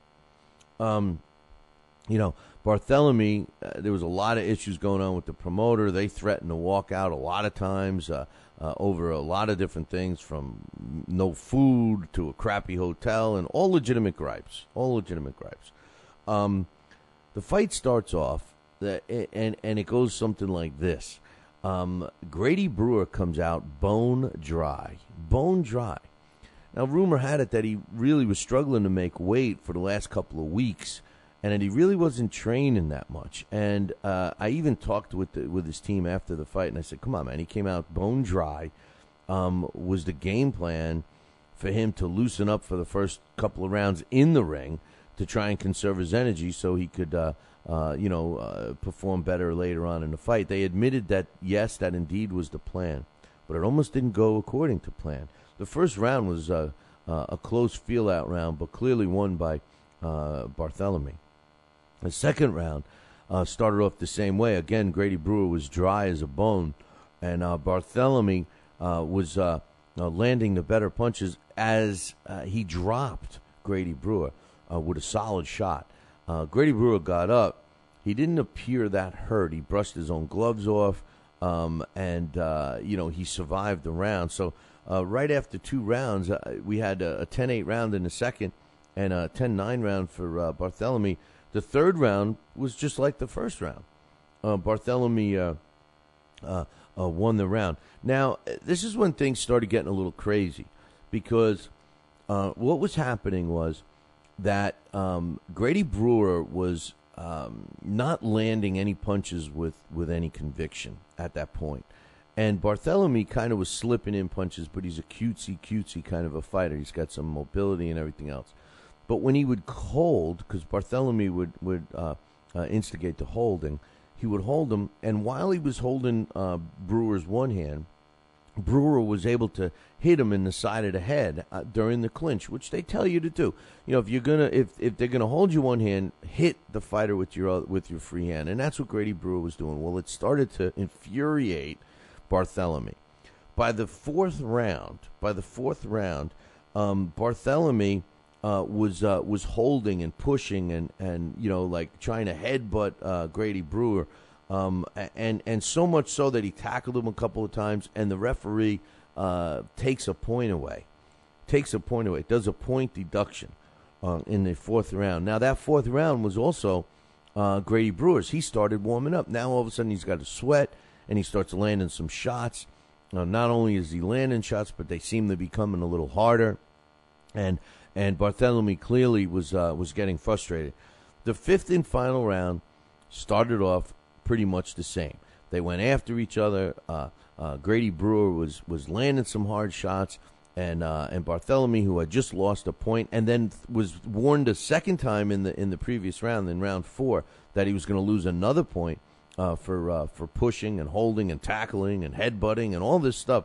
And then the fifth round starts out, and Grady Brewer starts nailing him with some good punches, and once again Barthélemy wraps him up, brings him over to the ropes, which was to our left, and while he's got him against the ropes, Grady Brewer goes to hit him on the side of the head, and what happens? Barthélemy reaches over with his head, he headbutts him under his chin, and then he leans his head over and takes a bite out of Grady Brewer's neck.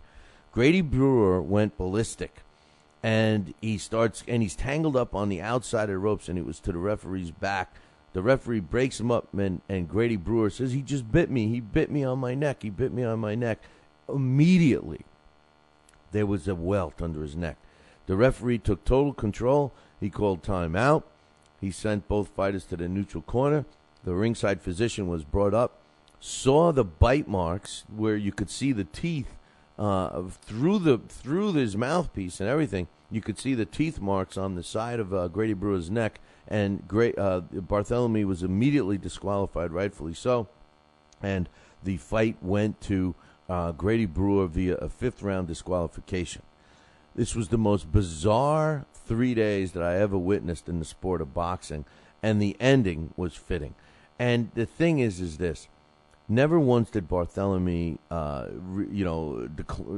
say that he didn't bite him or anything. As a matter of fact, there was a point where he came up to Grady Brewer after the fight. He said he was sorry. He looked at the cut. He kissed the cut and told Grady Brewer he was sorry, and that was the end of that. He's probably going to be suspended indefinitely for that. I certainly hope that the Georgia State Athletic Commission would do that. Grady Brewer is now the IBO's Intercontinental Champion. He may get a shot at the title. He may not. He's 41 years old. This was a very big win for him. I'm curious to see where he goes from there. Bizarre ending in a bizarre weekend. Grady Brewer improves to 30 wins, 14 losses, 16 of his wins coming by knockout. Bartholomew drops to 25-10 with a couple of draws. I doubt very much that you're going to see Bartholomew in a boxing ring anytime soon. I would hope not. At least that's my opinion. So we'll have to wait and see on that one. I got some more news, including some Manny Pacquiao news. That's going to be coming up here after the break. And we also have some other stuff I wanted to mention real quick. I want to talk a little bit about Floyd getting out of jail. I mean, that's definitely a topic of conversation. And we got some other fights that are coming up. They're being scheduled and all that happy stuff. All of that's coming up in about 2 minutes. So don't go anywhere as we bizarre stuff in Georgia. Check it out, www.ldltv.com. Talking Boxing with Billy C. Every week, 2 hours of the best boxing talk on the radio. Mike Tyson looked like he put on some pounds. He was fat. He went into McDonald's and he just said to them, hey, give me 6 of everything on the menu. He put on 2 watches and covered 2 time zones. I'm talking fat here. Got on a scale the other day and it said, come on, one of you guys got to get off. Last thing I heard is that he jumped into the ocean and he left a ring around the continent. He's fat. Boxing with Billy C. Time for another major in golf. This time it's across the pond for the Open Championship. What's at stake? That's next on Sports Shorts with me, the Sports Princess. Want to put some wild into your weekend? Come to the all-new Mesquite Pro Rodeo. Corral seats start at just $12, and kids are always half price. Get your tickets at Kroger and save $5. This weekend, meet the rodeo legends. Tractor Supply sponsors the Neil Gay Cowboy Reunion. The city ends and the Wild West begins at cool air-conditioned Mesquite Arena, I-635 and Exit 4, 7:30 Friday and Saturday. Mesquite is the official rodeo capital of Texas. Filled with tricky pot bunkers that you have to climb into, no less, this year's Open at Royal Lytham and St. Anne's in England is certain to be tough, even for the most seasoned professional golfer. Tiger Woods, who hasn't won a major in 4 years, is looking to pick up his 15th career title. The last American to win at Royal Lytham was David Duval in 2001. Should Woods win, it would be his 4th Open, the last back in 2006. The Americans and the Europeans and everybody else in between know that this is no walk in the park, and with rain expected, they'll need more than umbrellas and a good caddy to navigate this 7,086-yard course that rewards great ball striking and punishes the rest. Whoever wins the Claret Jug will no doubt be playing some target golf at this major. I'm the Sports Princess with Sports Shorts. Now back to Talking Boxing with Billy C. He may not have an Excellence in Broadcasting award, but the night's still young. And he's got martinis. So you never know what may be by morning. It's Talking Boxing with Billy C. Talking Boxing with Billy C. The one, the only, Don King. Makes me feel good, Billy, to have you, the number 1 show in the country, Talking Boxing with Billy. So I invite each and every American that's listening to this great show to tune in, because we want you to be there with Billy and me. St. Jimmy's coming down across the alleyway. Up on the boulevard like a zip gun on parade. Lights on the silhouette. He's just some button edge. Coming at you on the count of 1, 2. And we're back. You're listening to the Talking Boxing with Billy C show. You're watching us on the Fight Now television channel. And don't forget, if you don't have Fight Now in your sports channel lineup, you need to call your local television provider, whether it's satellite, dish, or cable, and tell them you want Fight Now right now. That's right. Do it. www.fightnow.com gives you all the info about the channel. don't forget about our big post-fight couple of weeks we got going on. September 8th, following my Tampa. I'll be in Tampa on September 7th, but September 8th, we're going to be doing a post-fight show. It's we call it Super Saturday. It's a Super Saturday. There's a lot of good fights scheduled for September 8th, and we're going to be doing a post-fight show right here on Fight Now, immediately following the Andre Ward and Chad Dawson fight. And then the following week, we're going to be doing the post-fight shows for both. I don't know how I'm going to do it, but we're going to do both fights. We have the Sergio Martinez against Julio Cesar Chavez Jr. fight, and of course Saul Alvarez is fighting against my man Josito Lopez. So we'll see what happens with that. We'll be doing the post-fight show on Fight Now. So Floyd was released from jail. Yep, Floyd was released. He walked out Friday. We all knew he was gonna. This was a guy that served 2 months of a 3-month sentence for smacking around his wife in front of his kids, but that really wasn't the only charge. It was a deal. He would have faced over 30 years for all the other charges that he had against with other cases. So it all culminated to him pleading guilty to this particular case, and he ended up being sentenced to 90 days. They immediately knocked 3 off for a couple of days he already served in jail, holding the jail time and something like that. So he's typically set for 87 days. He was supposed to be set to serve 87 days of the 3-month sentence. He served 60. So he's out. He's free. He can have his bottled water. He can eat his regular food. He can have all his money. Apparently, he came out. According to reports, I did not see him, but according to reports, he looked good. He came out with a hooded sweatshirt over his head. He had 20 people there to greet him, including his daughter and also Leonard Ellaby. They all hugged him, they kissed him, and that's it. He said nothing to the media. They led him to a Bentley, and a couple of his buddies were in there, including 50 Cent, my man 50. He was in the car, and they drove away. So we'll have to wait and see what happens with 50. And he did do his time separate, and everybody made a big deal about it. All the people that were bashing me made a big deal about him being kept away from the other. Listen, Mayweather wanted to be kept away from the other inmates. He wanted to be, and they kept him away for his own protection. You never know if somebody wants to stab him or do something like that. That's the stupidity of these people that felt that he should have been in the GP. No way. So bottom line, he's out. He's done. It's free. All right. So we'll have to we'll wait. What's going on? So Bob Arum, Manny Pacquiao. They're talking today. As of right this second, they're talking in the Philippines. The plan, according to Top Rank and Bob Arum, is for Manny Pacquiao to fight again on November 10th. That's right, November 10th is his next scheduled fight in Las Vegas. Who is he going to fight? Well, we don't know yet. We don't know who he's going to fight. We got a couple of people that he's considering. As a matter of fact, Miguel Cotto is being discussed as a possible opponent for him. One of the issues that, according to Bob Arum, is that Cotto, was not happy at 154. He lost his title to Floyd. They can't agree on a weight. They were hoping that they could come to a compromise.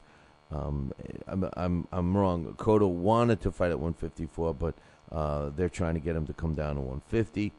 He was one of the leading candidates to fight Manny Pacquiao. The other fights that they were talking about, of course, is Bradley. Possibly the rematch with Bradley, but he said he didn't think so, that it was going to happen there. Another one, he said, is Pacquiao and Marquez. He said the last fight that generated 1.3 million buys.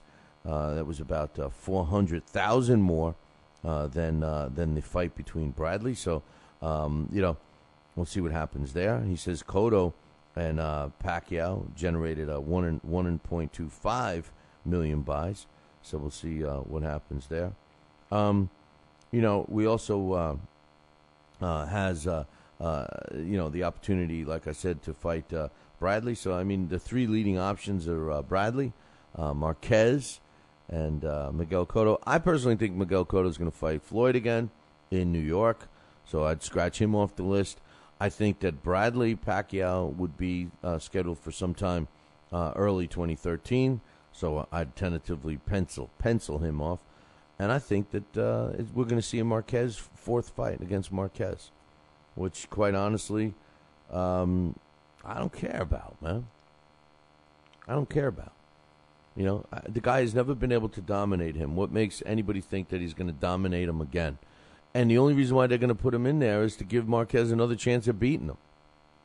I don't know, man. I think it's crazy. I really do. He says yes, he's definitely going to fight. He's definitely fighting again, because a lot of people think maybe he's not. Maybe he's not going to fight anymore. Maybe he's going to continue just being, a politician. He's got to run for re-election around the same time. So we'll have to wait and see. Talking about next year, his next fight, he's talking about April. He's talking about April of next year, because if he is going to run for his re-election, he would have to campaign in May and June. So you're talking about November and then April. So potentially you're looking at Marquez and Bradley in that order. If I'm Bob Arum, I do it the other way. I do Bradley in November and Marquez in April. Because I have a feeling Marquez is going to come out on top this time. So we'll have to wait and see. But that's what's going on in that arena. We also have some other announcements to make in the sport of boxing. It was made official. Guillermo Rigondeaux is going to be making a defense, the second one, of his junior featherweight belt when he takes on Robert Marroquin. And that's going to be taking place September 15th as part of the undercard on Sergio Martinez and Julio Cesar Chavez Jr. on HBO's pay-per-view. What do you think of this fight, man? What do you think of Marroquin against Guillermo Rigondeaux in the junior featherweight division? I got some people in the chat room right now. What do you guys see? All the great people are in the chat room right now. Kaylee, Dax, Dave Murphy, Duke. What do you guys think of Rigondeaux against Marroquin? Dax says Rigondeaux wins by knockout. I don't think it's a tough fight for him either. I don't think it's a tough fight. Marroquin's 22-1 with 15 knockouts. He's young, but you can't look at Rigondeaux's record of 10 wins. The guy fought a gazillion amateur fights, so we'll have to see what happens with that one. But that's made official on the undercard. We also have another fight that was announced.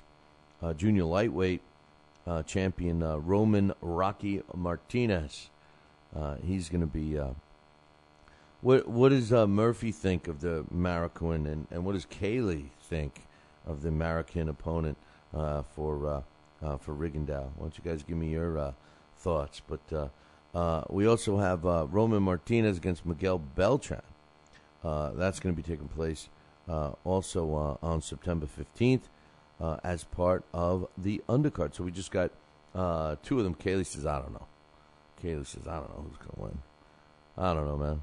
I'm just trying to stay awake, So I appreciate my girl Kaylee for coming in. She's actually an hour earlier, I think. An hour earlier than we are in Texas. So, Rocky Martinez shouldn't have that much trouble. I don't know. Maybe I'm wrong. Maybe Beltran is a decent fight for him. I don't know. This was this is an elimination bout, actually, because they had stripped the belt from Adrian Bronner. Remember when Bronner couldn't make weight?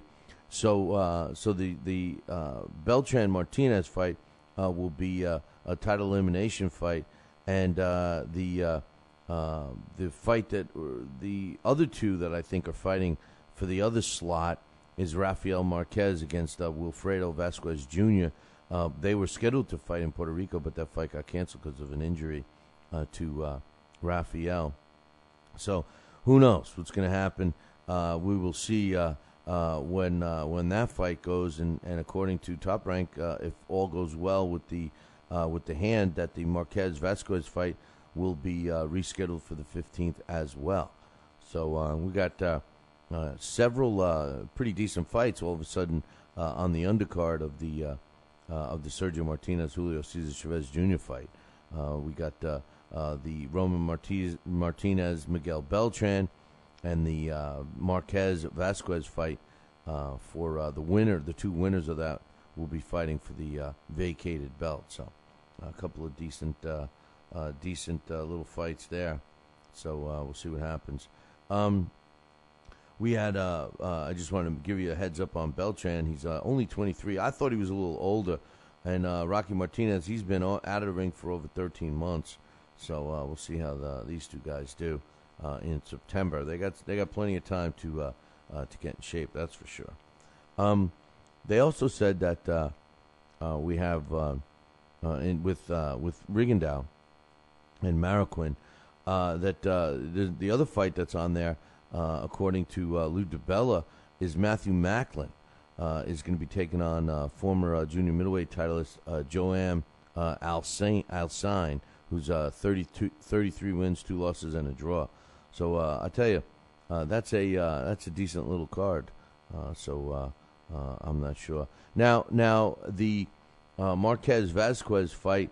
Now originally they wanted to put it on that 15th, but I guess according to Top Rank, that fight will not be on the undercard. That will be on October 6th on the card of Ivan Calderon against Moses Fuente. So who the hell knows which fights are going to be on and which fights are going to be off. So anyway, we'll have to wait and see. So Matthew Hatton is returning on October 12th.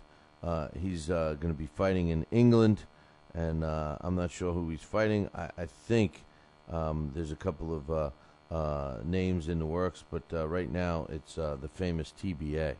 So we'll have to wait and see what happens there. So, one thing I wanted to ask is that why does Hector Camacho Jr. still think that people care about watching him fight? I mean, I am shocked that this guy is going. He was quoted as saying, "Now it's time to prove it's junior time." He says he makes a statement last week. He says, "I'd like to begin by apologizing to my family, my team, and most importantly to boxing fans. My recent loss made it clear to me that I've had a wonderful fan base, and your support through this tough time has been overwhelming, and I really appreciate it." He says, "I got no excuses. Honestly, this loss was my fault. I disrespected myself as well as the sport of boxing by not being disciplined and true to the sport that I love so much. I've been lazy by not committing like I should, and I tried to rely on my ring generalship to win fights. I'm not taking anything away from Luis Grajada. He did what he was supposed to do, and the better man won last week."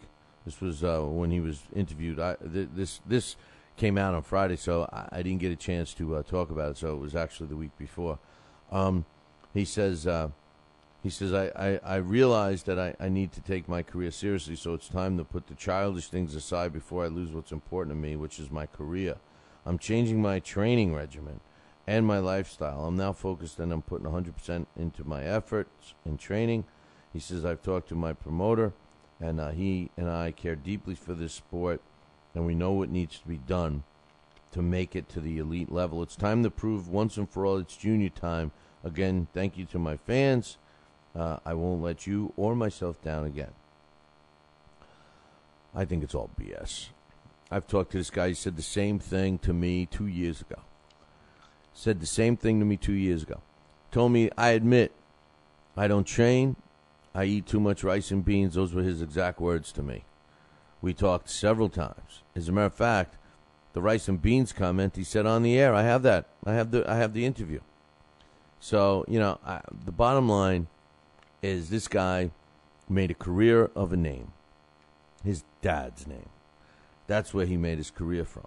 He certainly didn't do his own in the ring. There's no question about that. This is a guy that, I'm not going to sit here and say that he has the talent or he doesn't have the talent. I'm not going to say either way because I don't know. I've never seen him in a fight. I've never seen him win a fight against a decent opponent. I've seen him destroy fighters that shouldn't have been in the ring with him, but a decent opponent, I haven't seen him do much. He's got no pop. He's been, he's probably fighting at least 2 weights out of where he should, over what he should. I don't know. We'll see what happens. What's Kaylee saying? He says, Kaylee says, Billy, what is it about boxing that you love the most? She says, what is there boxing most that I love the most? What do I love about boxing the most? I like, I don't know. That's a good question. I like the history of it. I think what I like the most is that it's pretty cut and dry. When you have the two fighters going at it, you got no one else to blame. You don't have a quarterback to blame that's throwing a bad pass. You don't have the pitcher who can't strike out the batter to win the game. You're relying on yourself. It's you against the other guy or gal, and that's it. You have a team. Yes, you train and do all that stuff, but when push comes to shove, it's just you. And I think I like that the best. She asked me if you could be a pro boxer at the age you started this show, would have I been over the show? That would be a no. That would be a no. I did fight and box before. Never on the pro level and the amateur levels. I did not like getting my face punched in. So I, decided at a very early age, and by the time I started the show, incidentally, was 9 years ago. So I would have been too old already to fight, competitively at the pro level. Anyway, but some people can be fighters. I like the business, but I don't want to get my face punched in. So. Could you imagine me with a bigger nose? Come on, man. Could you imagine if I had like a cauliflower ear? I'd be uglier than I am right now. So, no. I respect all fighters at any level, any age, but for me, yeah, she's saying, yeah, but your face wouldn't have gotten punched if you were any good. Exactly. That's why I stopped, man. I could take care of myself, but I didn't want to get punched in the face. I just didn't. I got to keep my hands up. I know. But good question. Good question. Dave Murphy's laughing because Dave Murphy and Dax can all agree with me. I'm sure neither one of them like getting their face punched in either. But anyway, good question from my girl Kaylee. We missed having her around. See, she comes in and she puts some life into the chat room. There's no question about that. Kaylee, you're full of life, my girl. That's what happens. She wants to know who my favorite boxer is with a forward stance. Who's my favorite boxer with a forward stance? That's a tough question. There's some boxers I like that I wouldn't consider with a forward stance. And I guess she's referring to like a standard orthodox stance. That's a tough question. My favorite boxer, I have a lot of favorite boxers. I'm assuming she means a current favorite boxer. I hate to say it, but I'm starting to become a pretty decent fan of Julio Cesar Chavez. I know you don't. But I'm thinking for you, Kaylee. But I think I like Julio Cesar Chavez Jr. I like his approach to boxing right now. I like the way he breaks down his opponents. I like Saul Alvarez's technique. He's very textbook-like. But my favorite fighters of today, I like Bam Bam Rios. I like Rigondeaux. Of course, Yuriorkis Gamboa is one of my favorites. I'm lightening up to Seth Mitchell a little bit. I do happen to dislike Floyd Mayweather for the person, but I happen to like his boxing abilities. He's good there. I love the rough and tumble guys. There's no question about that. So we'll see what happens there. I don't know. Dax and Dax. Here I was just going to give him kudos. I was going to say, you got Murphy and Dax in there. They can answer that question. He was talking about the best boxer, but then I happen to notice what Dax says. Does you think he would stick up for me? No, he says Billy's like the my problem is the sausage and pepper tents, man. He says the last time I was punched was because he was sticking up for me at the sausage and pepper tent. Wow. And Dave Murphy says you're too loyal. But anyway, glad these guys are roasting me in the chat room, and all that talk about sausage and peppers is making me hungry. But hey, don't forget about my book, man. If you want to get an early copy, now's your chance to order it. Not that you're going to get it any earlier than anyone else, but you'll get a discount, and that discount is getting scratched, I think, next month. Is it this month or next month? I lost track of the months. But check it out, www.BillyCBoxing.com, and check out the book club, because that's where you're going to find it. We got a great show coming up in Whitehall, or the Whitehall has a great show. We're going to be doing the broadcast live on LDL TV. It will be for free, but we'd love to sell the place out, so why don't you get yourself some tickets. If you're interested in coming up to the event, let us know. We'd love to put all the Billy C listeners in a VIP table. So if you're going to come to the event, drop me an email, Billy@TalkinBoxing, TalkinBoxing.com, and we'll see what we can do about getting a VIP table. And I wanted Kaylee to come up, but I doubt she's going to make it. But Dave Murphy would be cool to come. Dax should be there, but I know he's going to be. I know that he's going to be getting well, so he may not make it. But I know he'll be watching it at least on the broadcast, which everyone else can do for free. That's right, it'll be a webcast for free. So make sure you check that out. The next live show I'll be doing will be the Whitehall show. That's on the August 24th. So we'll see what happens there. After that, it'll be the week later, or 2 weeks later, in Tampa on September 7th. And then, of course, the Fight Now post-fight shows. So you got to make sure you check those out. All the fights that we do are up on the website, www.BillyCBoxing.com. Don't forget, tomorrow, Gary Russell Jr. Is going to be our guest. He's scheduled to be on the show tomorrow. So make sure you tune in for that one, because I have a feeling he's going to be an interesting interview. I know I'm looking forward to chatting with him. He's one of the bright spots in the sport, I think, today. So we'll have to wait and see what he's got to say. I got to wait and see what I'm going to ask him. But I'll tell you one thing we can't wait and see for is somebody get this right. Wake up. It's time for the... It's too early for a trivia question.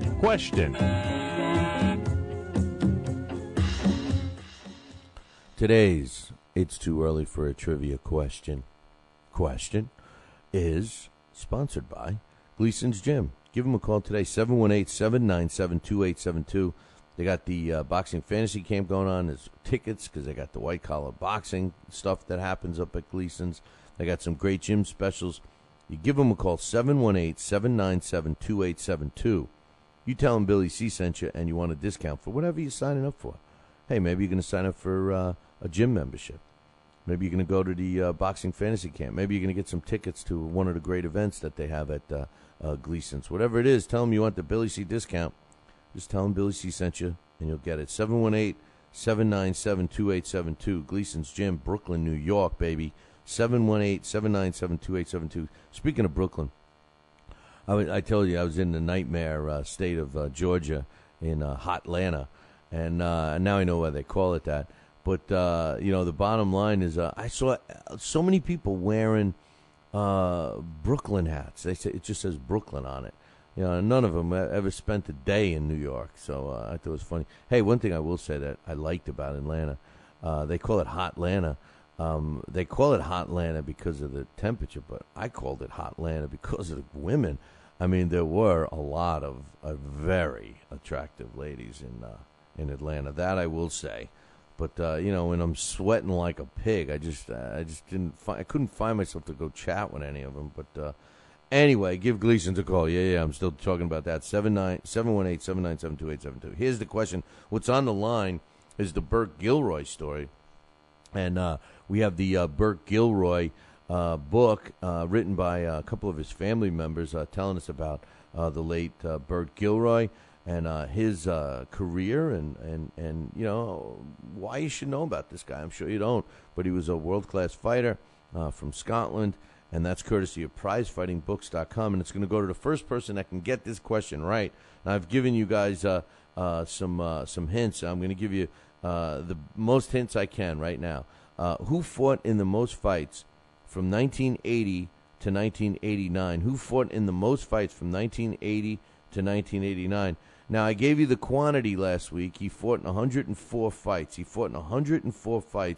But now I'm going to give you the initials of this guy's name, because we want to get rid of this one so we can ask you who fought in the most fights for the next decade, because Dave Murphy is the one that suggested that we do all of these. So, we're trying to accommodate my man Dave. The other hint is his first initial and his last initial is also the initials for people that don't tell the truth. It's BS. It's BS. The initials of this guy is BS, and he fought in 104 fights from 1980 to 1989, and he's the guy's name that I'm looking for you to win this book. So who fought in the most fights from 1980 to 1989? His initials are BS, and the quantity is 104. Email me the correct answer, Billy@TalkinBoxing, TalkinBoxing.com. This day in boxing history. And finally, this day in boxing history is being brought to us by Campanaro and Tomkovich. If you're looking for a lawyer, look no further than Campanaro and Tomkovich. Give them a call today, 845-221-4099. That's 845-221-4099. Let Campanaro and Tomkovich knock out your legal problem. 845-221-4099. Talk about hotties. That office is filled with hotties. Go do a crime or something just to go see a lawyer. 845-221-4099. Campanaro and Tomkovich. Give them a call today. On this day, August 6th,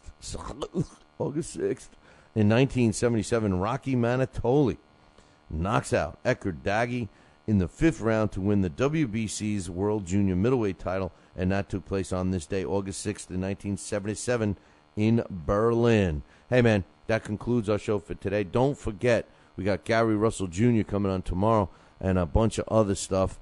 And if you really want to know about the horror story from Georgia, just give me a call. You got my number. Give me a call, and you will not believe it. But I got one more thing to say.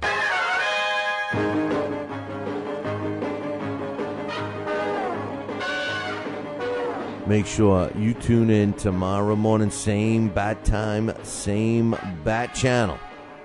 The Fight Now channel, of course. Call your local television provider and tell them you want the Fight Now channel added to your sports channel line. It's that simple. For all the information about the channel, you can find it on the website, www.fightnow.com. See you all tomorrow. Ciao, baby.